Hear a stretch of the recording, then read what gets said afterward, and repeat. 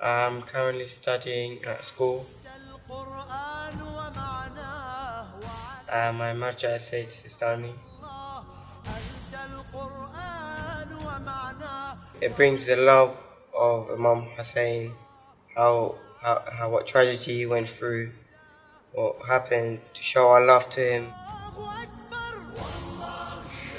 I've done here in my chest, doing zinjir, walking on fire, doing tatbir, and all of that inshallah for the love of Imam Hussein.